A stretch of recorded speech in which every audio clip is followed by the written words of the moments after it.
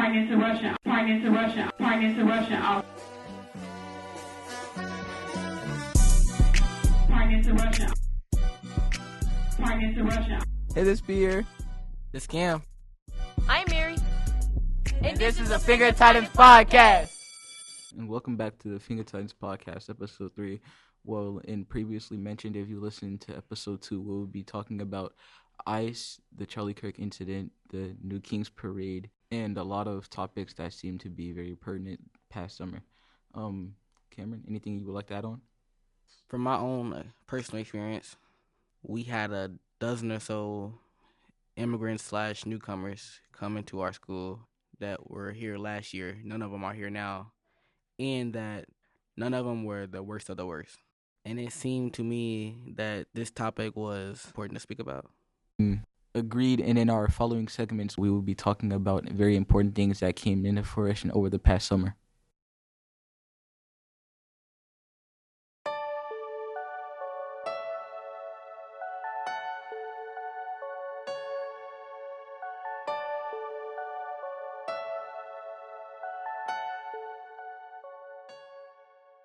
Welcome back to the Fenger Titans Podcast, and joining us is our social science teacher here at Fenger, Mr. Kamalu.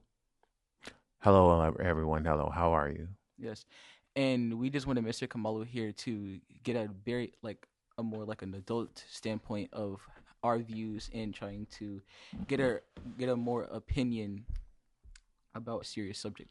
Welcome, Mr. Kamalu. Glad to be here.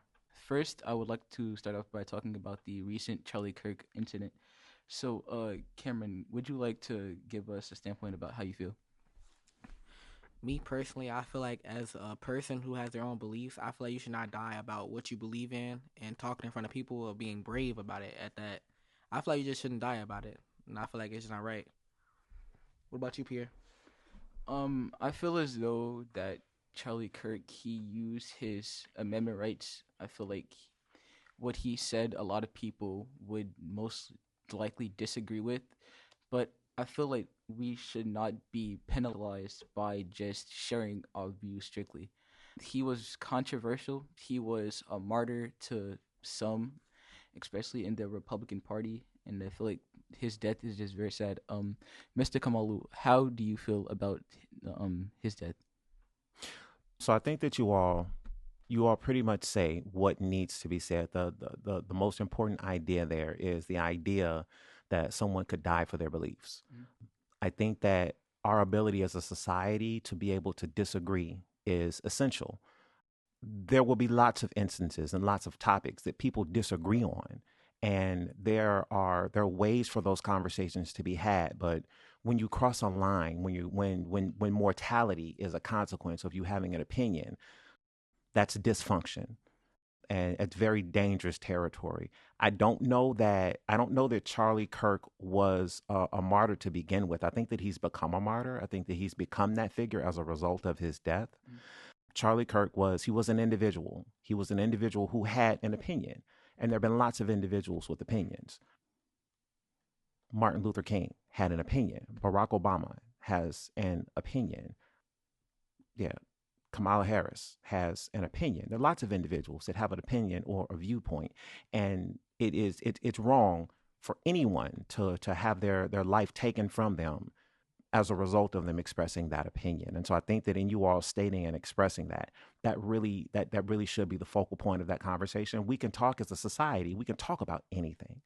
But when you cross the line and people are paying for their opinions with their lives, I think that we really need to look at some of the ways that we're socializing and some of the ways that we're developing people and their minds and their ideas and their thoughts.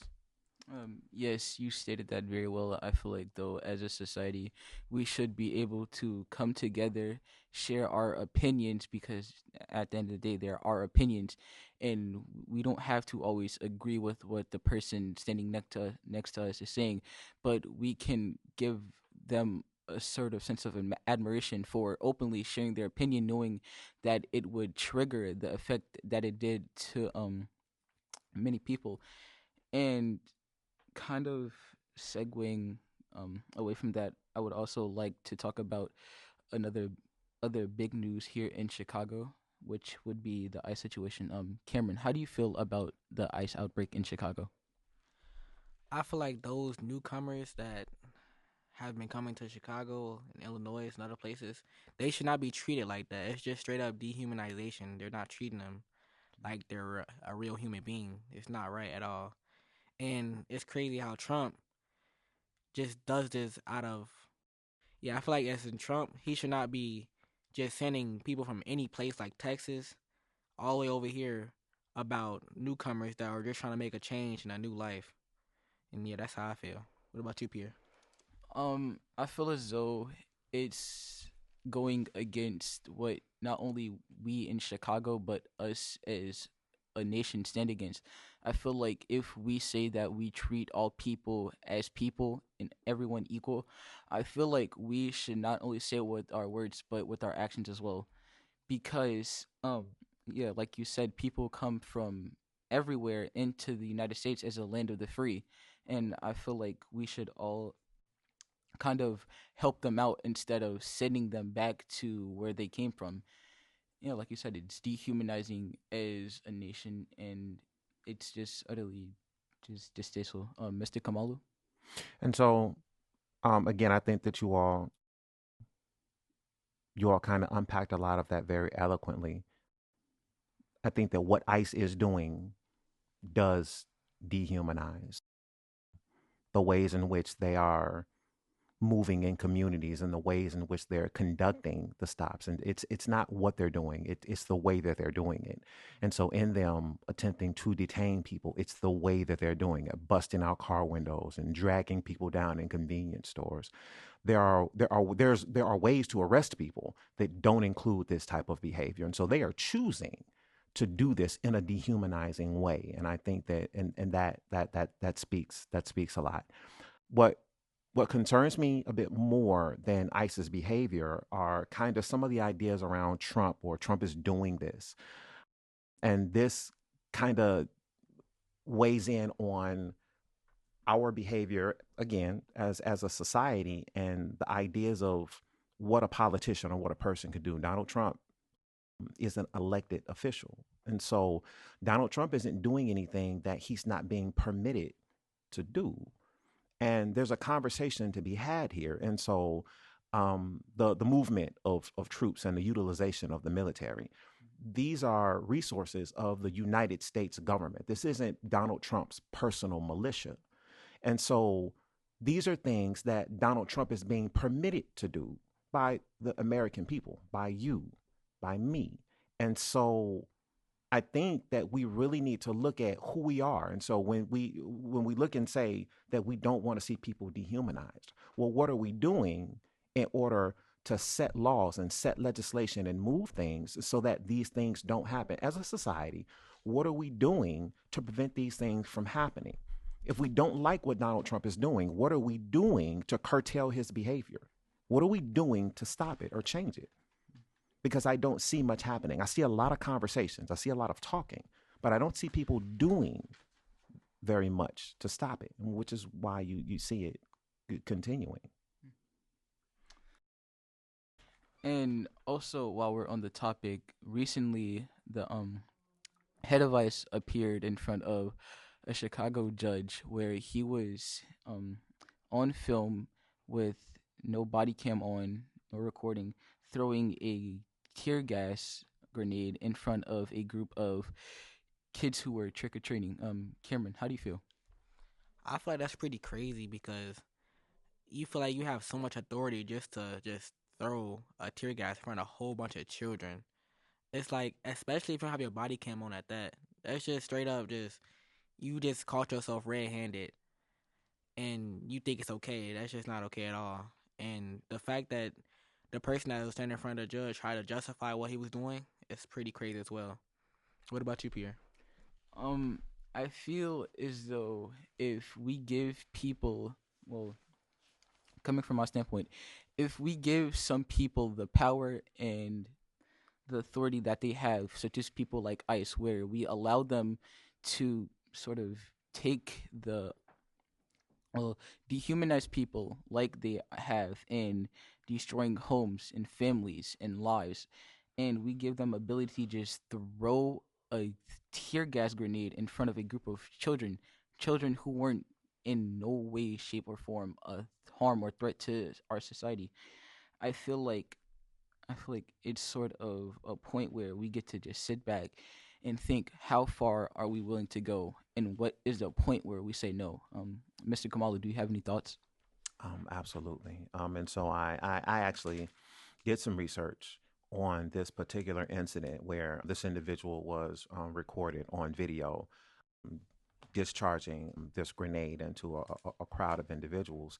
And so in our society, we have due process where he's been brought before the courts, and the the purpose of our judiciary is to interpret the law. And so looking at what this individual did and was it legal. Now, this is the importance and the significance of people engaging in the process. Judges are voted upon, they're appointed. Unless we're talking about the Supreme Court, these judges are selected. They appear on ballots. People vote for these individuals. And so when you don't show up to the polls, the individuals who are sitting up behind the bench hearing this case and making decisions on what should happen to this person who has either violated or not violated the laws that we set forth as a society, what type of job is this judge doing? Is this judge interpreting the law correctly? Is this judge going to sentence or hold this individual accountable in the ways that society wants this individual held accountable, if that be the case? And so this underscores the significance of people participating in the political process, understanding who these judges are. Who are these people? Who is this judge who's hearing this case? What is their perspective on how the law applies to what this person has done? I think that if people engage more and have more of an understanding of how these people get appointed and what it is that they're actually doing and responsible for, then we'll see the type of justice or the type of education that we want to see in courts. When an individual like this is brought before a court, we'll know that the judges that we have put in place see the law the way that we expect it to be seen, and will look up and say, you can't. That's a violation of the law. Here's your penalty. Here's your consequence. Yes. You've most definitely given us some new thoughts to think about, and I thank you for that. Also, recent news in Chicago is the No Kings Parade that recently took place about a week or two ago. Cameron, how do you feel about this subject? I'm honestly surprised by how many people came out to talk about it and protest it, and how they feel like it should be like either they agreed or disagreed about having a king, as of Trump trying to reelect or do have a third election.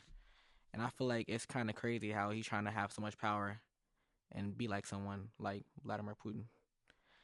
And yeah, what about you, Pierre? I feel as though us as a people coming together and agreeing on the fact that we have established ourselves as a democracy, and Trump trying to take our way to vote and trying to go against what was written, the rules that this country was built upon, and trying to destroy and violate the presidents who sat in office before him, and trying to take away our voters' rights, that saying, hey, you have 2 terms in office. You've previously served one.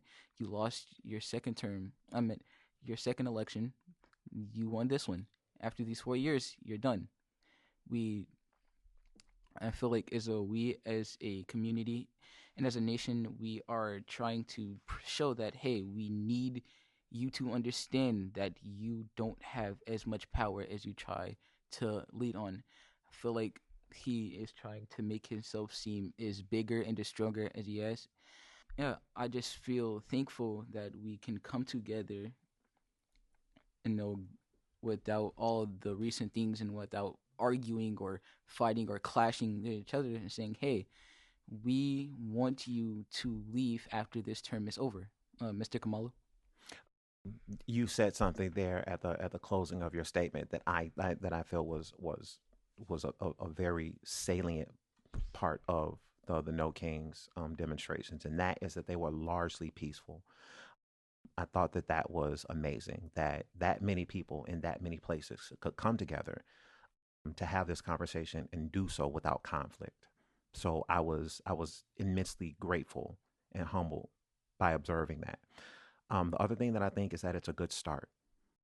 When we look at the George Floyd protest that occurred just a little while ago, uh, they were productive in the sense that they got people to look up and say, we need to change the law. We have to do something. But they were short lived. And if you look today in society, you don't really hear much about it. You don't really see people doing those things. And so we had all of these people. We had hundreds of thousands of people who gathered together to look up and say, we've got to do something. I want to see that energy continue. I want to see people continue to mobilize, continue to show up, continue to have the conversations. I'm immensely encouraged. I think it was an amazing beginning, but I want to see that. I want to see that through. I want to see that spirit be sustained through to some type of measurable, actionable, tangible behavior. Yes, Mr. Kamalu, you gave us a lot of good points. And one thing I want to say is that you really opened our eyes, not only as children, but as people of color, giving us new things to think about in how we live our life in today's society. I thank you very much for that. The last thing we want to talk about, while we have you here, is the National Guard in the Supreme Court. Cameron, how do you feel about that? I feel like bringing outsiders like from Texas all the way over here to Chicago to do stuff like take over blocks of places and also having them work with ICE as well. It's kind of crazy because he's like only doing this to places that didn't vote for him, and I feel like it's just not okay. And all the stuff going on with ICE have been already been corrupt and recordings of them doing things they shouldn't have been doing at all. And just bringing the National Guards right into like the middle of that, it's just way too much.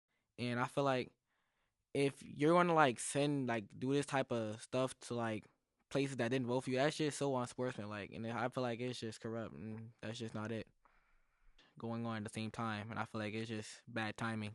What about you, Pierre?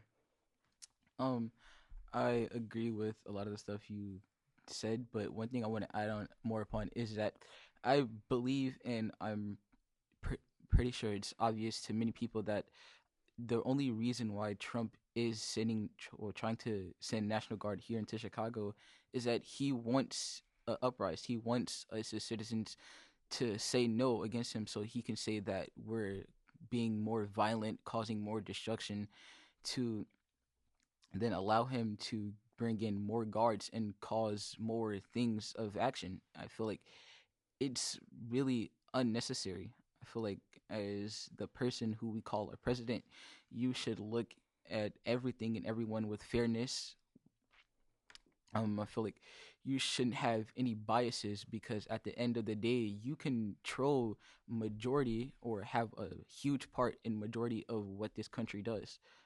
Um, I feel as though the actions he's taking, he most definitely could have did them differently. I feel like there is no reason to bring the National Guard here into Chicago. Um, yeah, that's about it. Mr. Kamalu, you have any thoughts? And again, I would like to kind of piggyback off of some of you all's sentiment. Um, I think that the deployment of the National Guard domestically on the American people is extremely inflammatory, and it's very dangerous. When we are deploying our military to police conversations that we are having as a society, the last time that we saw this type of a temperature, literally, not, and this is not exaggeration, was the Civil War, where we took up arms against one another. And this is reminiscent of that. We are now in a place where we as a country are having conversations about how we want to be governed or the rules that we want to make. And as a result, we are looking at our neighborhoods and our communities become militarized. And that is very, very, very dangerous. It's very, very concerning to me. Once again, Mr. Kamalu, thank you very much for not only your time, but the thoughts you've given us. You've gave us a lot of good information that not only us in this room, but us as a society and as people and those who are listening to this can look back and say, hey, what he's saying, there is a lot of truth to it. And yeah, once again, I thank you for your time. Thank you, gentlemen, very much. This was an honor and a pleasure. Thank you for your thoughts and your insights. And Thank you for the platform.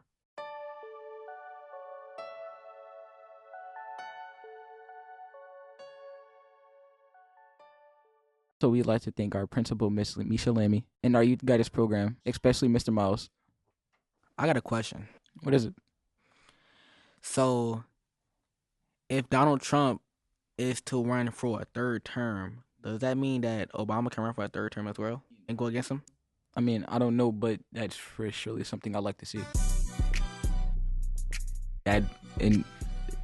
So in conclusion, coming from Christian Fenger High School and in the Roseland community, we hope you have a very great Christmas, and we thank you very much for listening to our podcast. We hope you tune in for the next one.